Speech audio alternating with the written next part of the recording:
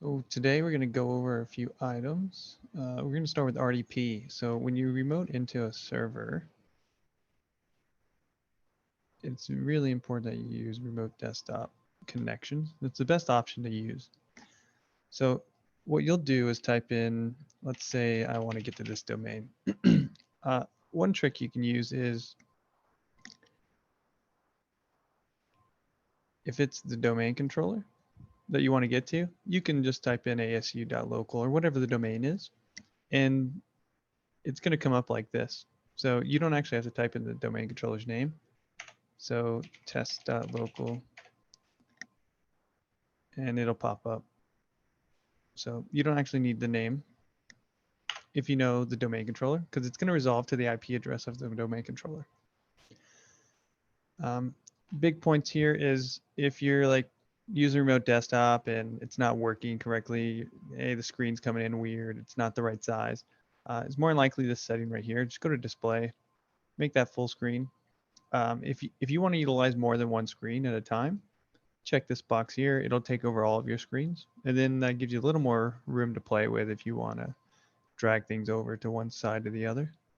So those are kind of the benefits. I use this all the time for copy paste items in and out. It's really good if you want to say, I wanted to go to prosnap.net port. I have a certain port I get into. I'm not going to put it in this video, but there's a port that I have, prosnap.net. And if I go to that port, it'll remote into my server because I forwarded the port to 3389. By default, all servers are going to listen on 3389 as long as it's open. And I believe by default, it is going to be open in your firewall, but you could always go into firewall by just clicking start, type in firewall. Good to check your firewall settings anyways. If you're having issues pinging a server, it's good to go in here. Let's just get this out. If you can't ping another server on your domain, more than likely it's not responding to the ping because these settings here. So if you'll just open a firewall, Windows Firewall properties, and I would just inbound connections allow, private allow, public allow, and then hit apply there. You really only need domain, but it really just depends on the NIC. Sometimes your NIC might not recognize it as on the domain. This is grayed out because of a group policy setting, and my domain here is forcing this to be on, and it's grayed out, so I'm not able to change it. That's because I'm forcing it down by a group policy. Okay, so that's just one part. Now, the other part of that is you'll have to go to system, I believe. And you're going to want to go to remote settings. And then right here, it's going to say allow remote connection to this computer. Again, this is grayed out for me because I'm using group policy to set this. And then whatever security group you want to use, I use RDP. And then what I do is in group policy or in Active Directory. So I have a group policy in place that pushes this security group and remote setting down to every machine. So every machine gets RDP in that setting. And then the RDP security group has all domain users. So that just means anybody on the domain gets RDP access to this machine. So that's kind of how I do it. But if you just want to do it real quick, you can just add your user account. And then you can also do everyone, but that's a little less secure. Up to you. So that is how we do the RDP. So for the next bit here, it's going to be DNS. What is DNS? So DNS is like a phone book. When you go to google.com, it's actually not going to just magically go to google.com. It's talking to your router saying, oh, I don't know what Google's phone number is either. So I'm going to go reach out to a forwarder and I'm going to find out if they have Google's phone number. And if that forwarder doesn't have it, it's going to go ask another guy for the phone book if it's in their phone book as well. So it's essentially a phone book. And if you look at it that way, it might make it a little easier for you. This is my DNS for this domain here. And I wonder if I can access my other one.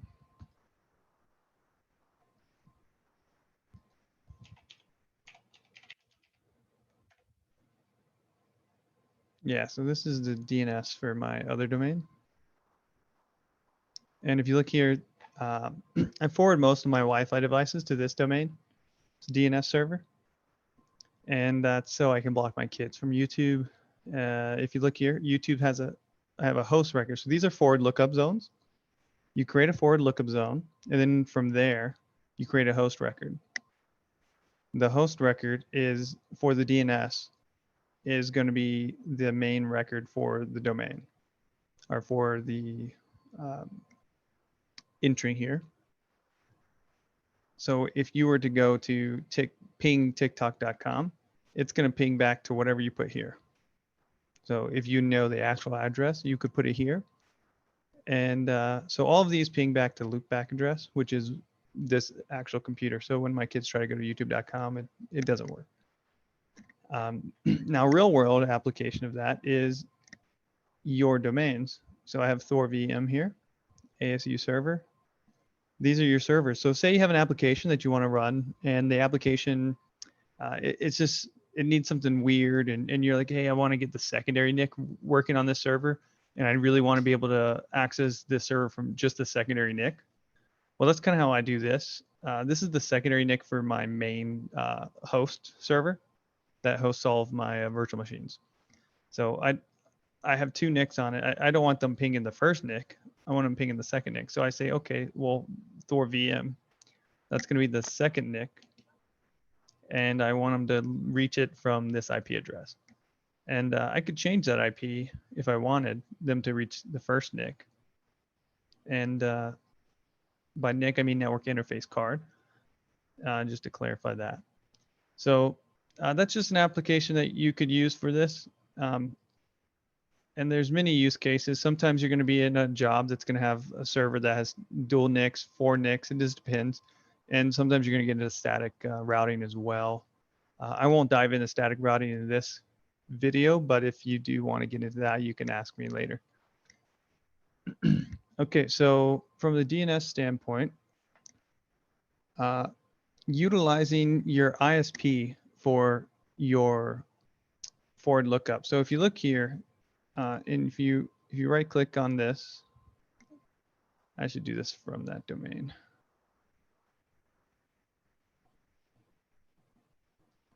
I'll go to the other server so you can see it a little better.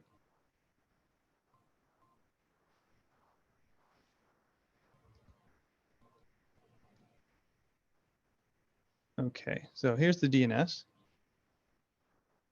properties. Okay, so when you go into DNS, you're going to see basically your normal setup here, whatever you have in it. You're only going to have this to start with, so ignore these. You'll have your little domain, and then in the domain, it's just going to have any devices. The main one you're really caring about is going to be that your domain here, name,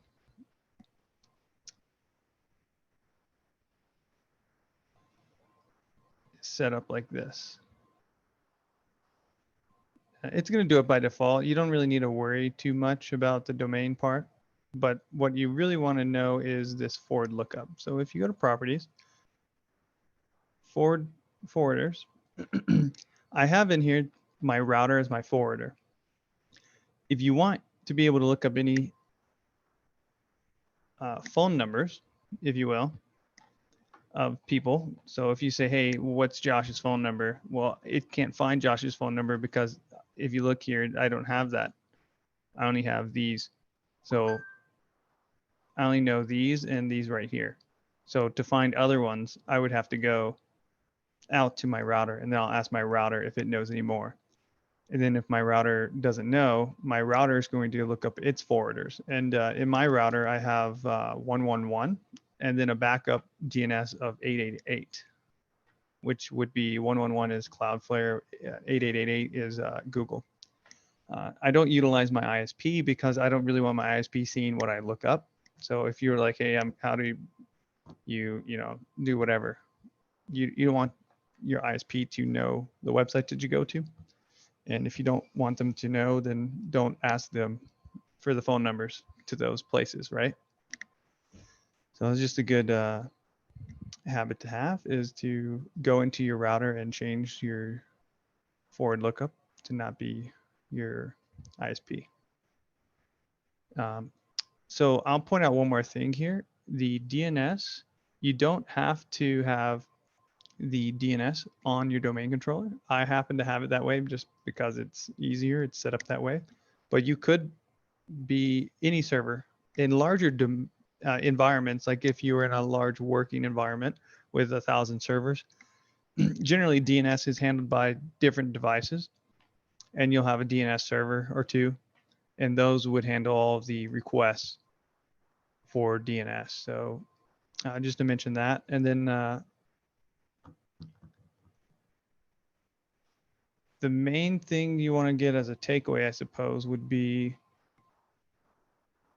wherever your DNS server is, you're going to want to go into properties, and you're just going to want to make sure that you're pointing to that DNS server and have all of your devices pointing to that DNS server. So it doesn't matter who the DNS server is. Make sure all of your devices are pointing to that DNS server so they can authenticate, translate domain information easier. So what I mean by that is within the domain, you'll be able to ping asu.local.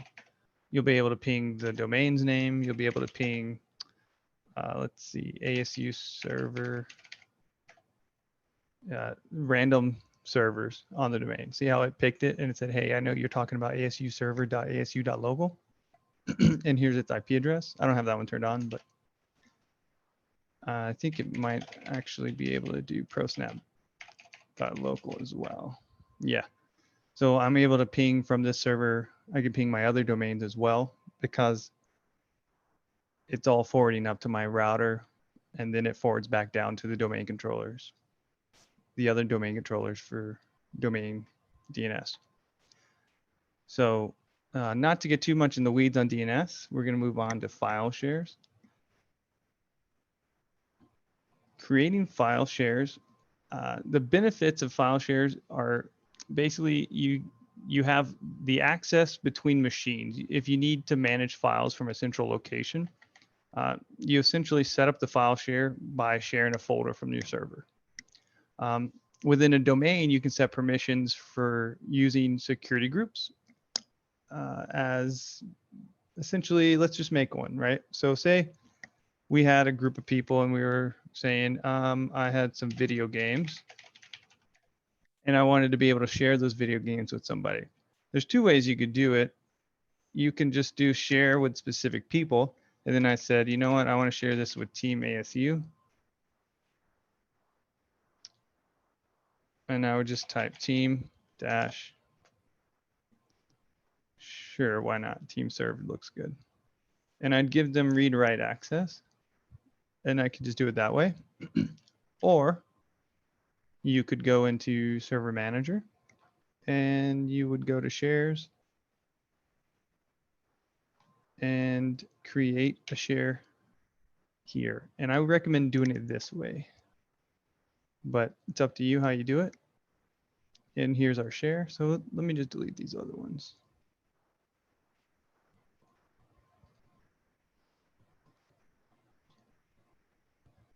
Okay, so the other way would be new share,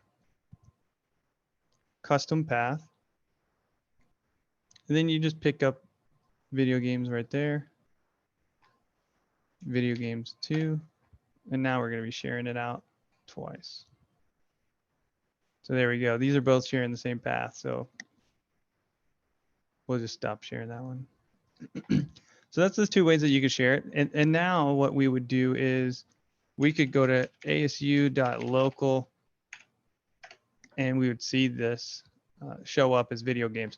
Now, I'd like to point out that this is only going to show up when we go to asu.local, my domain name, because this is the domain controller. If we run a normal machine, you would have to type in whack whatever ASU server.asu.local/ to get to it. So if we just pretend like this wasn't the domain controller and we did ASU DC, because that's the name of the server, and that's how you would have to get to it. So I just wanted to point that out and didn't want you to think that you could just magically, it's going to work by going to asu.local. So video games, here we are. And now anyone can go to this folder who's a part of team serve. So in Active Directory, anyone who is a member of the team serve, let's just click on Billy Bob here. Member of. Billy Bob's not a member of team serve, but today he becomes one. Now Billy Bob would be able to access this share, and we can start putting video games in here, and he'll be able to access them, download them, and I'll be able to access them, download them. And it's just a really convenient way that we can get across stuff. So that's just something really convenient that we'll be able to work on. So the other thing I'd like to mention involving file shares, and probably the last thing I'll mention, is the difference between share permissions and NTFS. So if you look here, we added team SRV to the permissions, but we added team SRV to NTFS permissions. That's what you would call these. So these are just normal permissions for the actual folder itself. So when you're adding users and you're adding stuff like that, you're adding it to the NTFS permissions. That's just the local permissions to the folder. Share permissions, I wouldn't really get involved too much with the share permissions on a folder.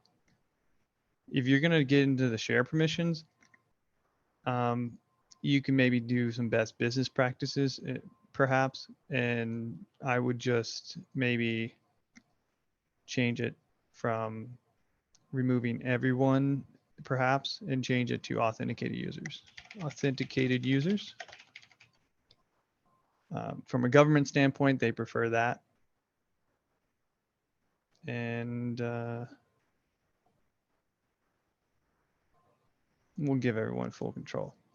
It doesn't matter from this point because all you're doing with the share permission is allowing everyone to be able to access the folder. So this is who's allowed to see it. Depending on these permissions, it's going to pop up or not pop up for that user in the folder. So if we took this away and like denied everyone, it's not going to show up in that folder. But now that it's here, they're able to access the folder, to see it and click on it. But now it's going to go down to these permissions. If they're not in this group, if they're not a part of Team SRV, it doesn't matter. They're not an administrator on the machine. If they're not an administrator, they're not system, Team SRV or Chris, it doesn't matter that they're an authenticated user. So that's all I'm really going to dive into on the NTFS permissions and share permissions. So we're going to utilize this here later on in the video as we do the DFS. We're actually going to do it right now. So DFS is a distributive file system. So the difference in file shares utilizing a normal share folder and DFS is the difference of basically what you saw there, where this folder is here, and maybe we have this share folder here, IT. So we might have some data under here, and let's say we have this folder here. Maybe we put that here. So these two are in different places. Well, for our users, we kind of want to keep everything simple for them, right? So let's go into DFS. You can get to DFS by either typing DFS management here, or you can go to it from Server Manager. And I just want to like point out a few things here. If you just type in anything like DFS management, you can just pin it to your start. And the next time you go to start, those items will show up here. So another little tidbit here, if you go to Server Manager Tools, anything that you need is going to be right here on the right. or if it's already installed on the machine, it'll also show up here on the left. If you're doing shares, you're going to need to make sure the file and storage services are installed as a feature on the machine. Maybe a role, I don't remember. And then we're going to go ahead and get into DFS. Okay. So here we are in my namespace. You're going to make a new namespace and you're just going to name it whatever you want to name it. So we'll go through the whole process here. asu.local/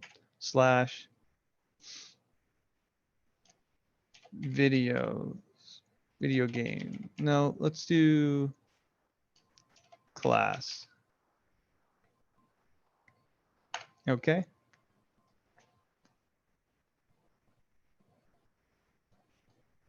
Oh, whoops. So namespace server is going to be asu.local. So that's going to be your domain controller.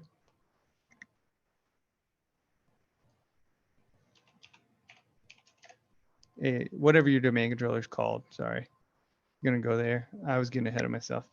Namespace name, we're going to call it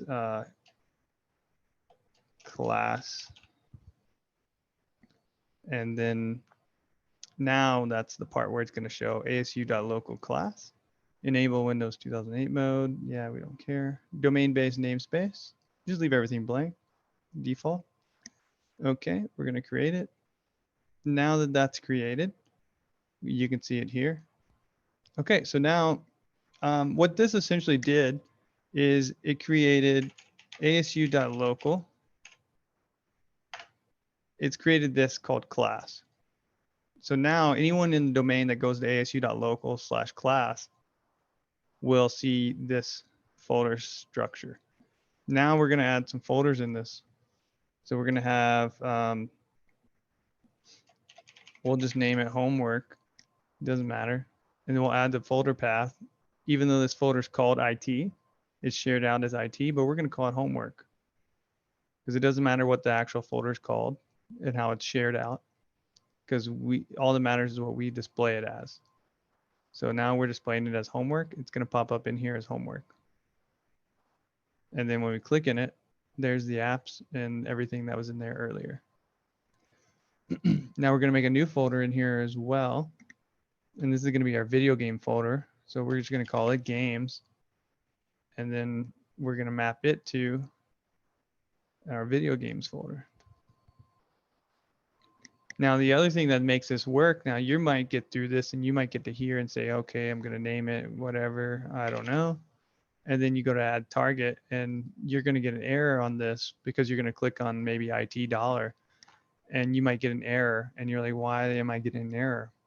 It's because you didn't set the permissions right. You need to go back and rewind this video.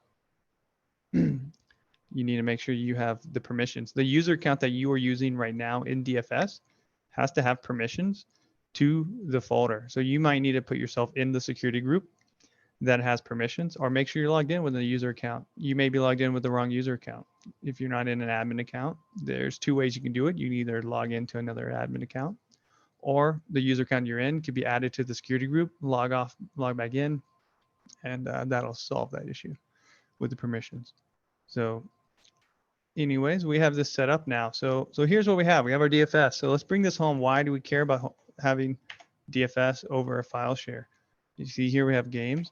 So the main benefit is if you are a user at a large company, you're going to be getting a home drive, right? Your home drive is going to be probably mapped here. It's going to be mapped as something like home T or something like that.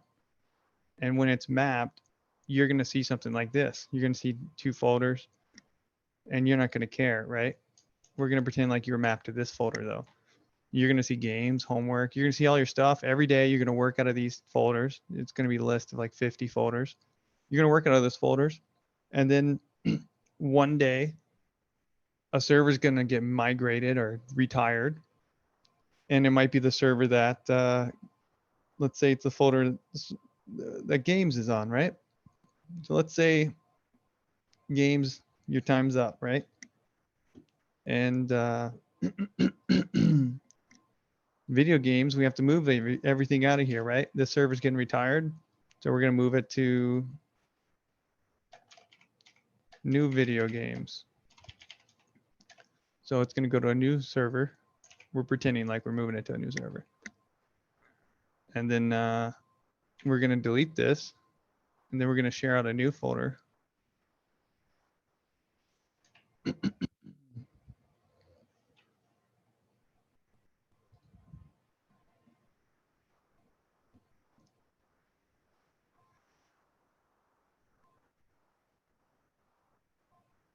All right. So now we're going to go to new share. Next. Whoops. Custom path. So let's pretend like we just had to shut down the old server, but we migrated the data to the new server already. So we're going to say, okay, here's the data from the old server. It's on the new server now. And we're just going to name it. It doesn't really matter what we name it. Here we go. So now our data has been moved. We're going to tell the sysadmin in charge of DFS, hey, all this data got moved. Can you fix it for us? Sure thing. No problem, dude. We'll fix it for you. We're not replicating the data. We're going to hit no there. And then he's just going to disable the old target, enable the new target. And then when the users go back to their pathing, asu.local class, they're going to click on games.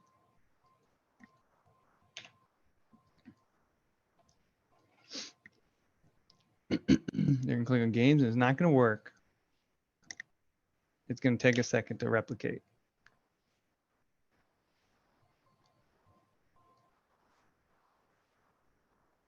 Let's go back here. Let's see. New video games. New video games is mapped there. Oh, I'll show you this. So if we click here under class, asu.local class, and we click properties, we can look at DFS and we can see that class is pointing to an active. Well, this would be more effective if we were actually had more servers, but you can see your DFS pathing for class.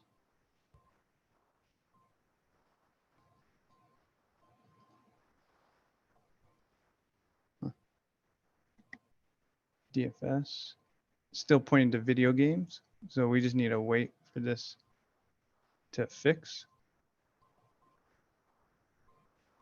And that should be pointing to new video games.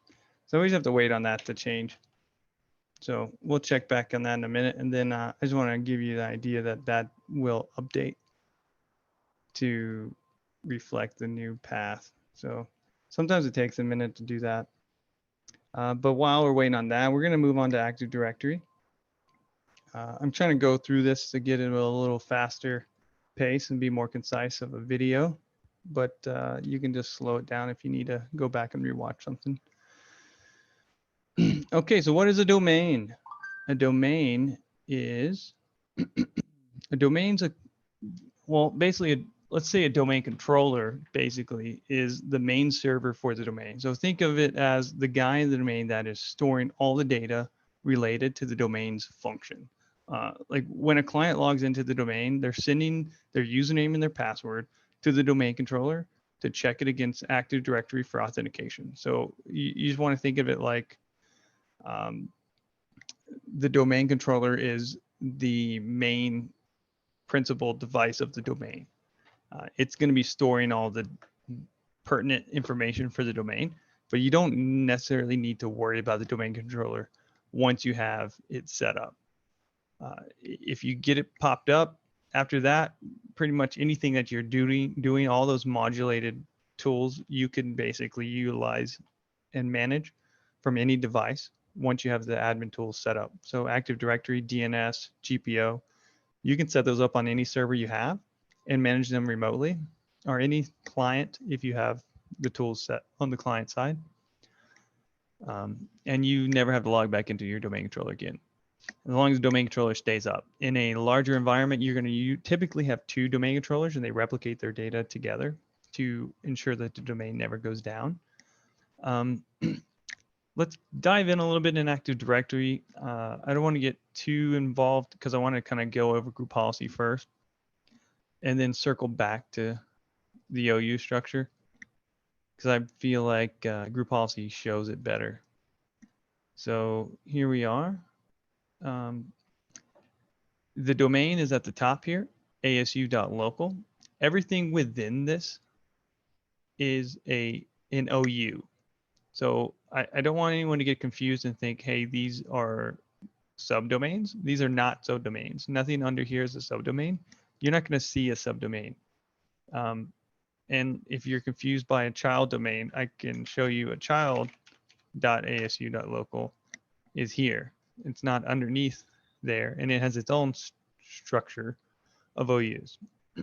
So don't get confused and think that that is it. That's not the case. So domain is here. Everything under it is OU structure. Domain controllers are always going to be in their own folder. Don't move them. Leave them where they are. Computers is an OU that is by default where anything that joins the domain will end up. So when you join a computer to the domain, just look here and you're going to find it as a computer, and then you can just drag it to the folder that you want it to go to. Or you can just right click move or whatever. I've never really done that.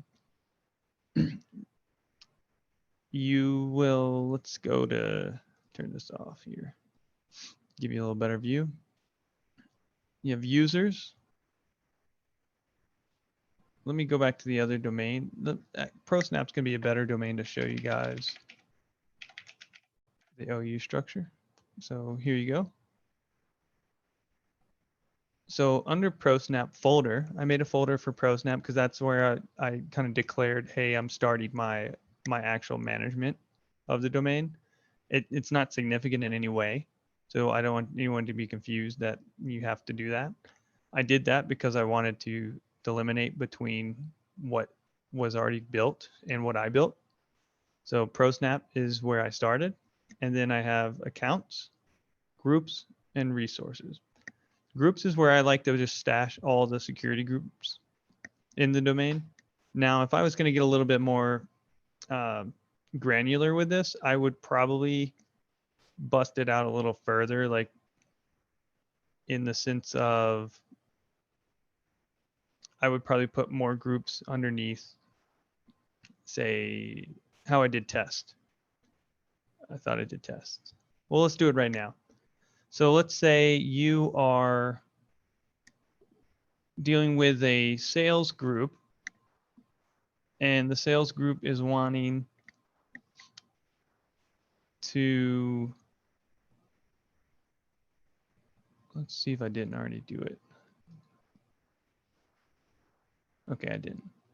Yeah, so let's say you're dealing with a sales group, and the sales group is wanting to have certain permissions. They want certain people to be able to add and remove from a file share, right? You're like, well, you want to give the HR manager, Billy Bob, the rights to give them that access. Okay, so first let's go ahead and just build out their OU structure. So we'll just go ahead and build this out under ProSnap. We can't do it from this domain controller. 1 second. Okay.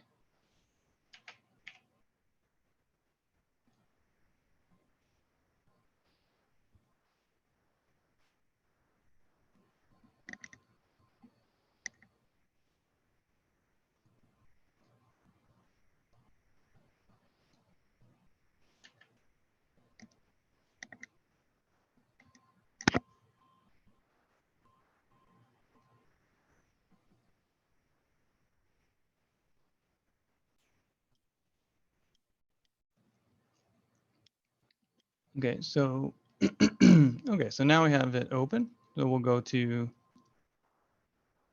ProSnap, and we're just going to make a new OU, and we're going to call it sales. And then under sales, we'll just make a new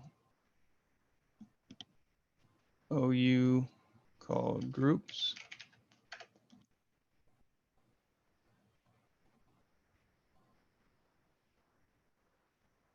Actually,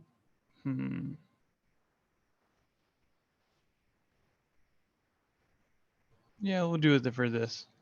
And then we'll have another one called, another OU called users. And then that'll be our sales department. Now, you can do it a different way. You could do it, since I already have this structure set up for gaming, GPO, everything that way. I could just make another folder here called sales. And that would be the admin accounts for sales or the user accounts for sales. And then I could have a new structure in here and I could just call it sales.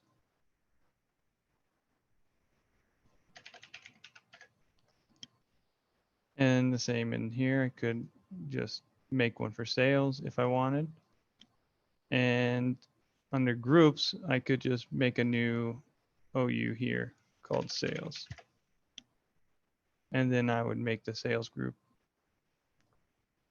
in here. So there's the two ways you could do it.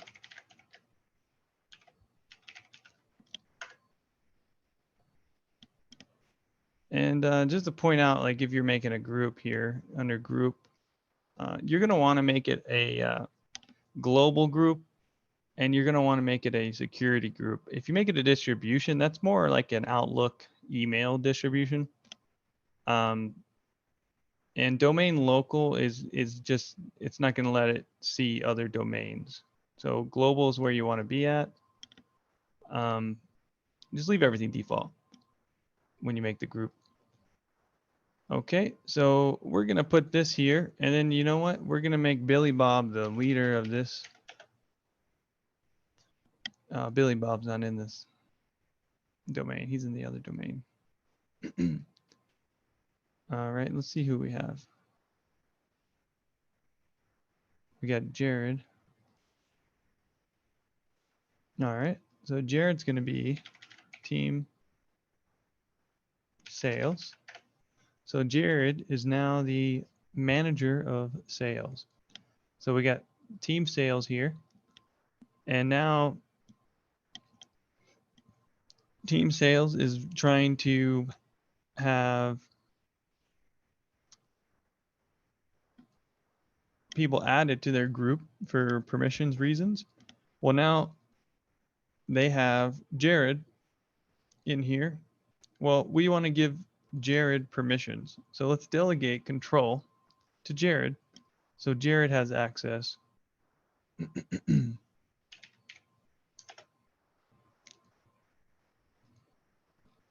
So we're going to say modify the membership of the group. Finish. Now he'll be able to add people to this group and any groups that are in here. So he has it on this OU structure. So any groups that are in this OU, he'll be able. So we can add more OUs in here, and we're going to add one more that's going to have to do with our next setup here. So we're going to say exception sales. I don't like that name. We're going to do exception act as OS. Okay.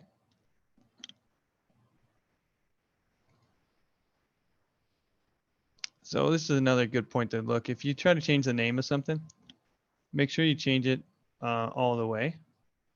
So you'll have to change it.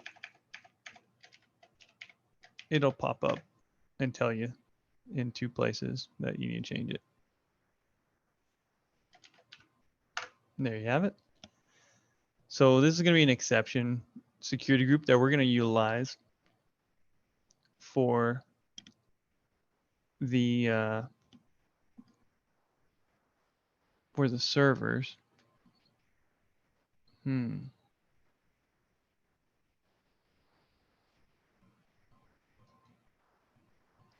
Yeah, we're gonna add pro w game p. Pro w game p. So we're gonna add a server to this. So you see that the server didn't pop up here. You'll have to go to object types and then hit computers. You have to do that every time you try to search for a server. We'll hit apply. Okay. So we've added my server to this list of exceptions. My gaming server. So this is for later. I don't want to get too far into the weeds here. I'm just going to touch on a few more things with Active Directory, and then we'll go into group policy. So with Active Directory, you can make a user account. Let's go to new. Let's see. Let's go under admins, sales. Let's make a new user. New user. And we could make a new user and just call him like Billy. And then Billy would just get a username here. Billy. So you'll put their first name, their last name. This really doesn't matter, but first name, last name, middle initial. And then the name that you put here at ProSnap, if you look at here, what this means, what this is actually asking you is what do you want their login name to be? And this is the domain that you're going to get. So if you look at these two things right here, this is Billy at prosnap.local, and this is prosnap/Billy. These are two ways that you can log into any domain. So if you were trying to log into the domain, or if you were prompted, let's say you were prompted by, I don't know, let's say Notepad, Shift. Let's go to run as a different user. So you can hold Shift and right click on something. Generally, you have to go to the file location first, but if you go to Shift, right click on something, you'll get this prompt to run as a different user. It's a handy prompt to get. But once you get that prompt, you could run something as, instead of going and typing the domain name as like prosnap/Chris and then type in my password, I could type Chris at prosnap.local and then type my password. So that's kind of the difference in the two. So you can utilize either one. And sometimes with web interfaces, you have to use the @ login. I also want to point out, if I'm testing if I have my password right or not for authentication purposes, I usually, test it on Notepad like I just did. It's a good way if you're not sure if you have the right password, or if you want to test the password for a service account. We can get into service accounts in another video if anybody's interested. Okay, so we're not going to make this user account. I wanted to show you guys based on another user account. So we're going to take Jared, because we know Jared has some security groups already. We're going to make Billy Bob. We're going to make Billy Bob. So we're going to make Billy Bob based on Jared. And we're going to give him a great password.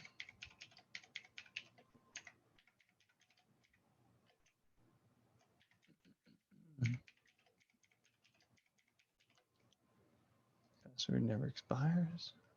Okay, so now that we've made Billy Bob, if you look here, Billy Bob is going to have the same groups. He has team gaming, team sales, because we made a copy. We basically mirrored Jared's security groups. And while we're at it, we're going to move these guys to the group that they're supposed to be in. And VPN can just stay there. Okay, so that's user provisioning. That's security groups, OU structure. And I believe I talked a little bit on joining the machine to domain. Let's see, if you go to system, this machine must be not on solid state.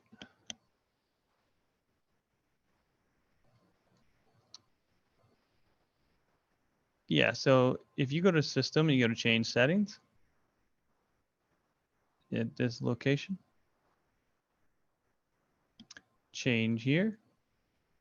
Domain controls cannot be moved one to another. That's fine. It's grayed out because of that, but say you wanted to change this to another domain, you would click domain here, and then you would type in the domain that you wanted, prosnap.local. The key here is what I was saying earlier about DNS. Your NIC settings need to be pointing you to the DNS server. So your DNS settings need to be set to whatever the IP address is of your DNS server. Most of your DNS servers are probably set as your domain controller. So your IP of your domain controller is probably what you want. So if it's not, you're probably not gonna be able to ping it. Before you even try joining a client to the machine, so your Windows 10 box or whatever you're trying to join to the domain, before trying to join to domain, ping your domain. If you cannot ping your domain like that, it's not going to join the domain. So it's irrelevant. You're wasting your time. And you need to change your IP. You need to change your IP settings to match what they're supposed to be. So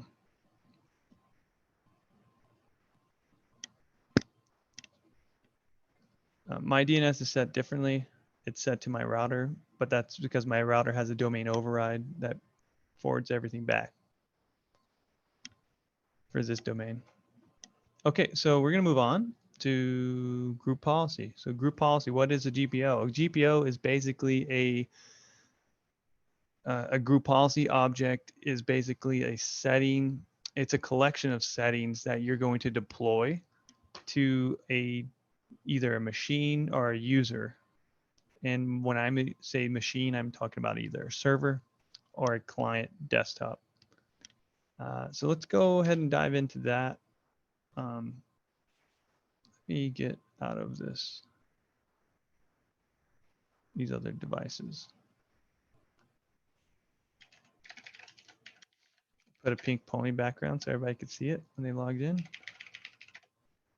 That's part of GPO. I have a GPO setting that does that to every device. You'll be able to do that yourself.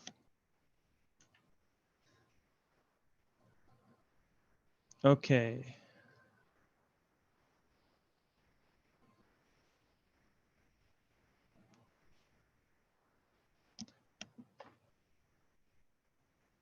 So we're going to run through a few things today. We're going to run through group policy creation, how to target an OU, what the scope is, and security filtering, WMI filtering, and how to create an exception, and how we're going to tie all that together. So let's start with kind of looking at the OU structure. If you look in here, I think it looks better than it does in Active Directory. You see your domains, and this gives you a real visual of what your domains look like. So you start with the forest, prosnap.local. Then you have your domains within the forest, which is also prosnap.local. And then you have the default domain. That's the GPO. That's the first GPO that's in the domain. If you added this GPO,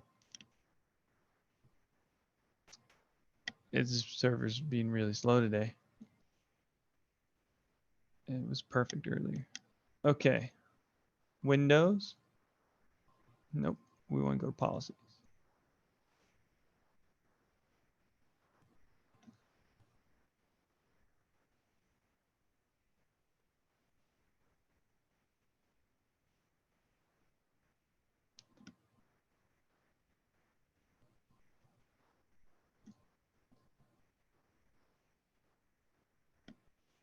You can see all the settings that are in place. Let's see if I have another setting that's setting the complexity for the domain. So if you want to look at this GPO, you'll just click on it and then hit the settings tab here. And then you can kind of view it. And I'm looking for, I'm just looking for a certain setting.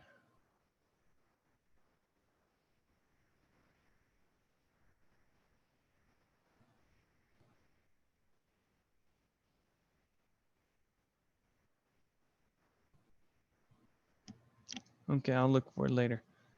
I wanted to point out one thing for your force. You can add in other force as long as you have the transitive relationship with that force. So if you see here, I can add in test.local.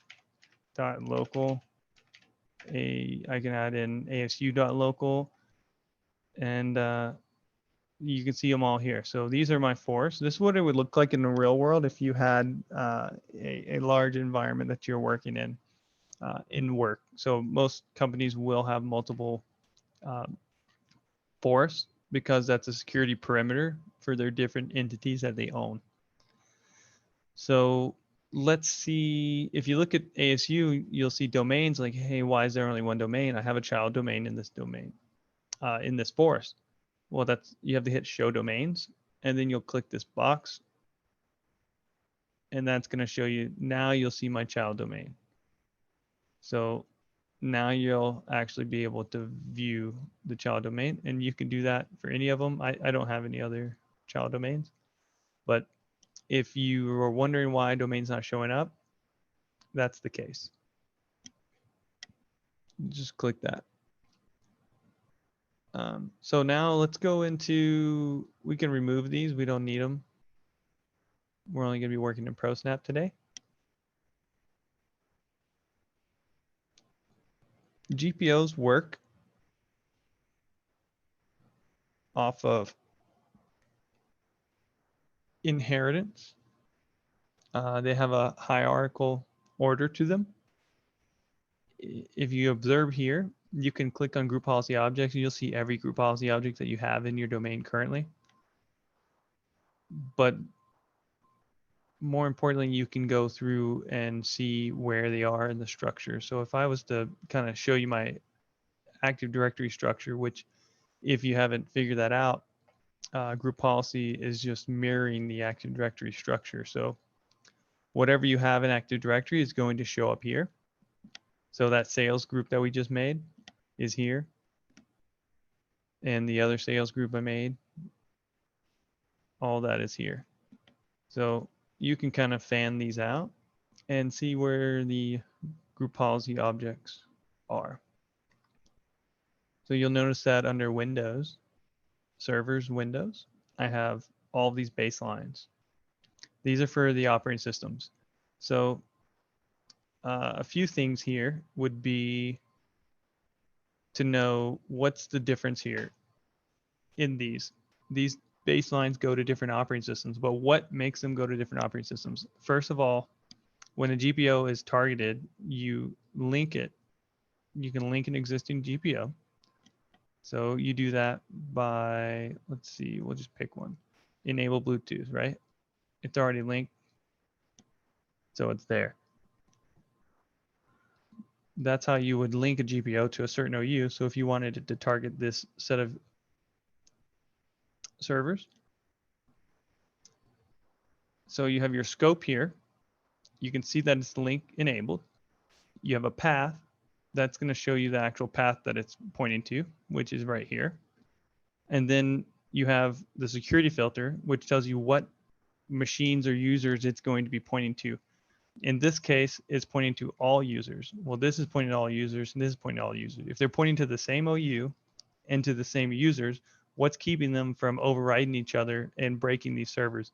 2019 settings are different from 2012 server settings.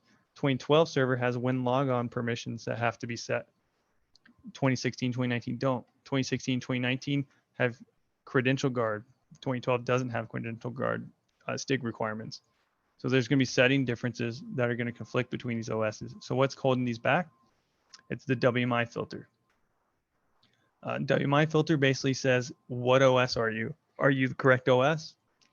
When the server does the check, it's going to say, hey, this is trying to apply to me. It should apply to me, but the fact that it's looking for a 2012 R2 server and I am a 2016 server, I'm not going to get this applied to me. And the same is going to occur for all of these. Now this down here does not have a WMI filter, so it's going to go to, it would go to all of them, but what's going to keep it from going to all servers? It can go to all operating systems, but it won't go to all servers because it's got a filter, enabled Bluetooth. So this security filter is basically saying, I'm only going to apply to machines or users who are in this group. So if we went to Active Directory and we pulled up this group, we would be able to see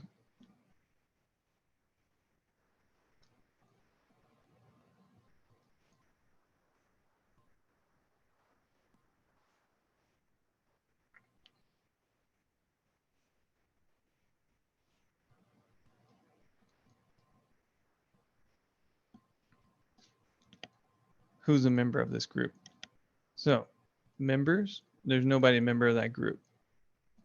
But let's say we wanted Pro W Game P 0 would be a member of that group. We would just say computers. And then we would just check name. Now that GPO is going to start applying to that server. Here's a caveat for that. If you add a server to a security group in Active Directory, that server's not going to know. It's not checking to see if it got that.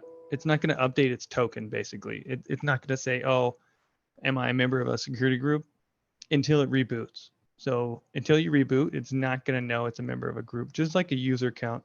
If you had a user to a security group, until they reboot, they're not going to know they're a member. Now, there are things you can do that don't require rebooting. If you added a user to file permissions, say the user is a member of team sales, right? Like we talked about before. When Jared adds somebody to team sales, we added Billy Bob to team sales and we added Jared. They both need to reboot or log off and log back on. Once they log off and back on, they're good. Now we could add them to the books folder.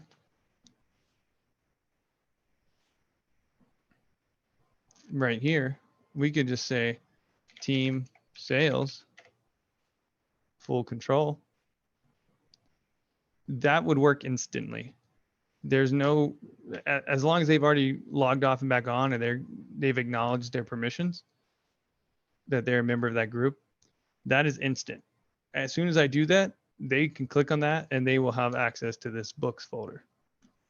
The same would go for a server. If that server is already a member of this group for Enable Bluetooth, if it had already rebooted and it's a member of that group, when I add that security filter, that server in 90 minutes, when it updates its group policy object or its group policy, it will start getting this policy.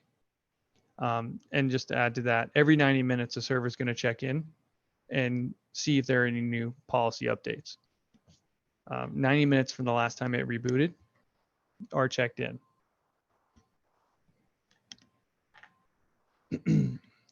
So moving right along, GPO creation, it's super easy to create a GPO. You just click create, and then we're going to say for video, and that's a GPO.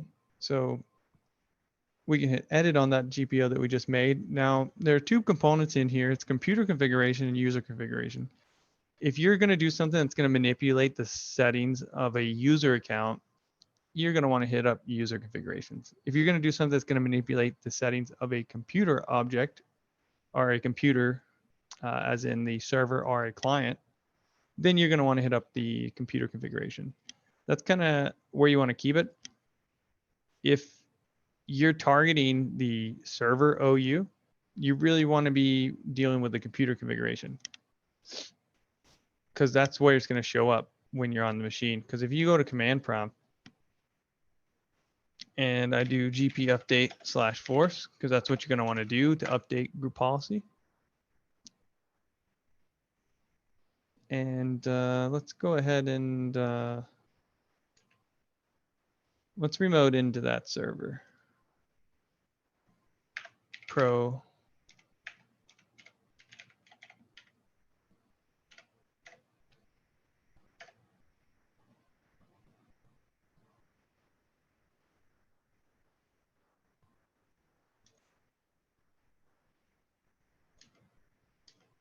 Having all kinds of issues today. So now we updated group policy. We'll do GP result /R for more.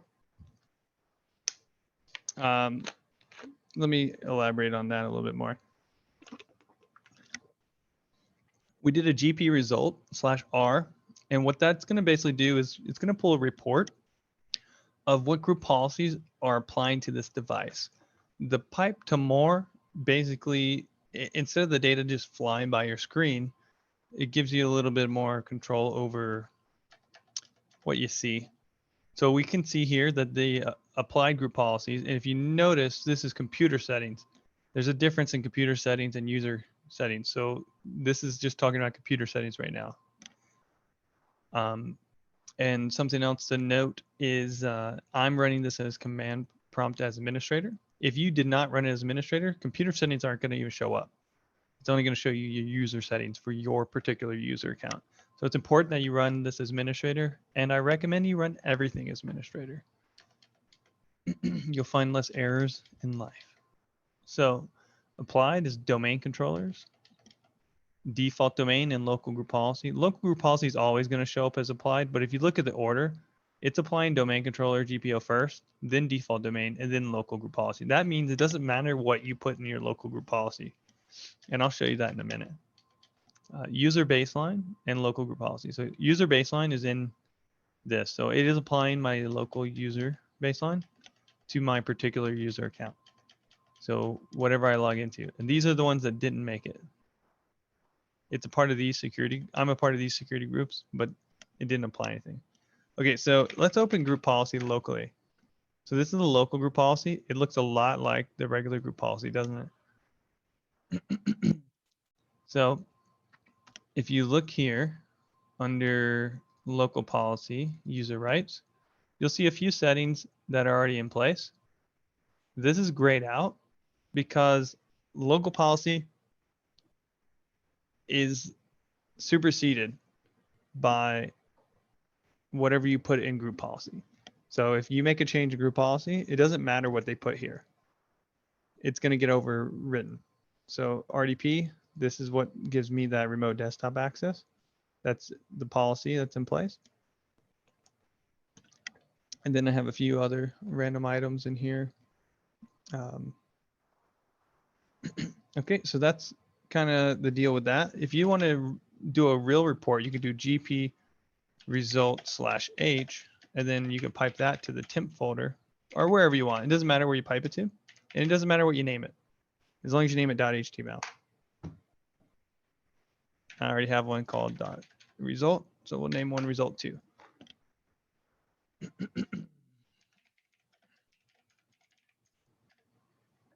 Okay, and then result 2, we're going to open that. And basically, this is a report of everything that's on this machine. So if you're wondering what setting is being applied to you and you're not sure where it's getting the setting, like, hey, I know that my background is pink and I have no idea why. You come in here, see where it's getting it from. It enforced user logon restriction. Let's see, password must meet complex requirements. I have that disabled. So don't know why it's still enforcing that. Count lockout threshold. So if you look here, it's going to tell you the policy. It's going to tell you the value it has. And then it's going to tell you the winning GPO. Winning GPO is just saying the GPO that's applying, because there may be more than one GPO that is applying this setting. It could be setting it, they both could be setting it to disabled, or one could be enabled and one disabled. All that matters is the one that is winning. So that's why this is winning GPO, because the hierarchical order matters, and I'll show you that right now. What matters in GPO is when you go, if you want to look at this, you just click on group policy objects. Let's say we look at one that's in 2 places.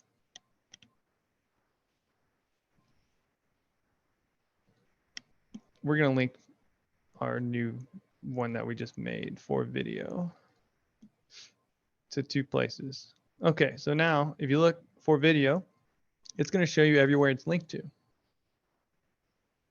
right?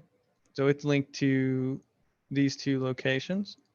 And then if I was like, I really don't want to link there, I could disable that link. It's going to still show up here, but it's disabled. So if I clicked on it, I was like, oh, that link's disabled. Let me re-enable that link. Or I can just delete it. If I delete here, it's not going to delete the actual thing. If you delete it from group policy objects, it will delete it. But if you just delete it up here, that's just deleting the link. So that's a good clarification to be made there. But say you're here and you want to make sure that your exception GPO, say, this is already true because I do have this setting in these 3 baselines. Let's say you have act as OS in your baselines and it's blanking out the value. So act as OS is set to blank value. And you have an application that is getting an error.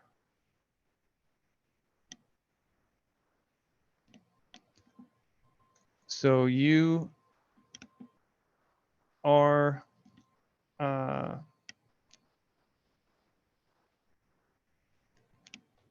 1 second. That was weird.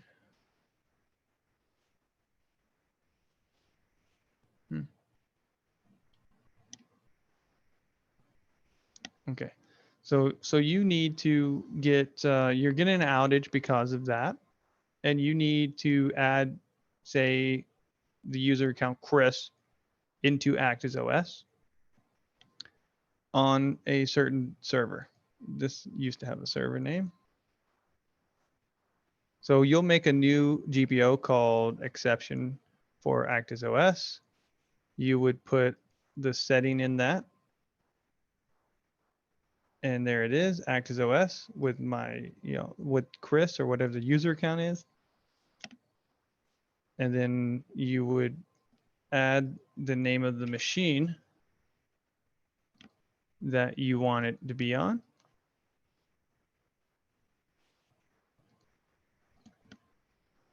So what you're essentially doing is saying, you're saying Windows, all servers. So all servers would get it. But since we're limiting it to this security filter of this, we're saying only this server is going to get it. And we know that server is a 2016 box, so we can be even more safe and say only 2016. So in case it accidentally goes to another machine, we are even more secure there. So essentially what this is going to do is it's going to counteract the Act as OS setting. Now to hone in on that a little bit more, it's not going to do a darn thing if it's not at the top of the list. So when you make a GPO by default, look at this for video that we made, it's at the bottom. So what happens is GPOs apply from the bottom up. So this GPO is going to apply. It's going to say, oh, make Act as OS Chris. And then this GPO is going to apply and say, make it, this one here will apply. It'll say, make it blank. So now it's going to stay blank.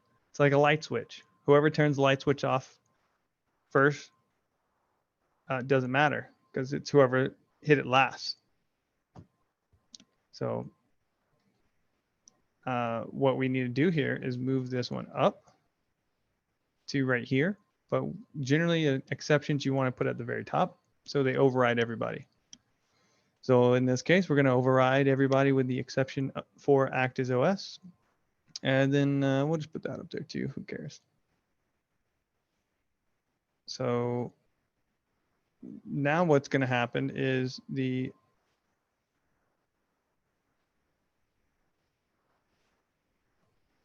server that we put in that security filter, ProGame P01,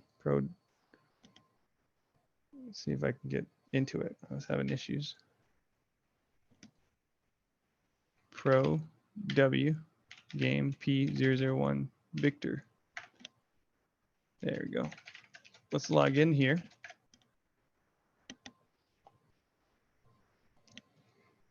you would log in to your server.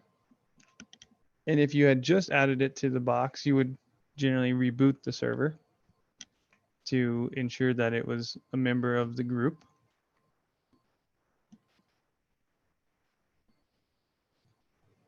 And then you just check admin prompt. GP result /r, pipe it to more.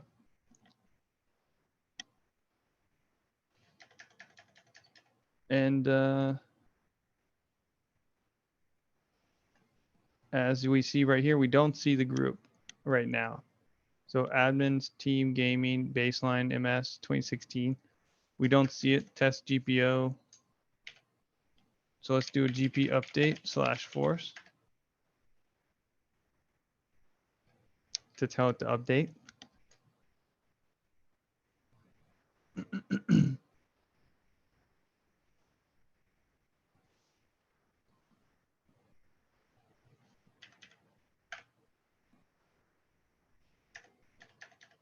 And there it is. So now it's there. So before we did the update, it wasn't registering anything because it hasn't checked back in, and it wouldn't check back in for 90 minutes from the last time it checked in. So we could have let it sit there and it would have trickled in eventually. And that's kind of what you would do in the environment. In the real world, if you're going to deploy GPO, what I do is deploy, say if I'm deploying to a group of servers for testing GPO or a production. For example, this weekend I'm deploying Credential Guard to development servers. I'm going to log into 1 or 2 servers. I'm going to test this. I'll do a GP update on that 1 or 2 machines. I'll go to regedit, make sure Credential Guard's setting is looking correct. And I'll do that by just going into regedit, and then I'll go to, local machine, software, policies, Microsoft, Windows.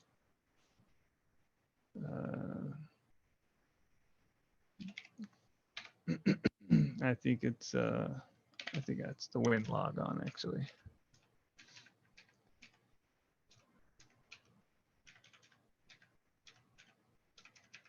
Microsoft.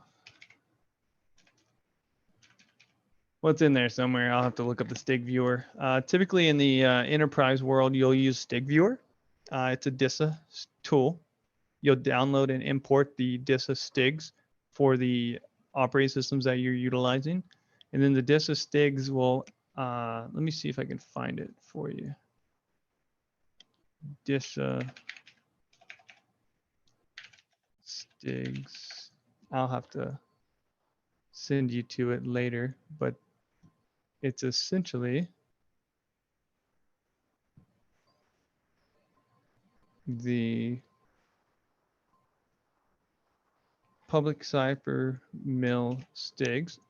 If anyone's interested, just let me know and I'll send you the downloader for the Stigs and the Stig Viewer. But if you go to public.cyber.mil/Stigs, you'll be able to pick it up.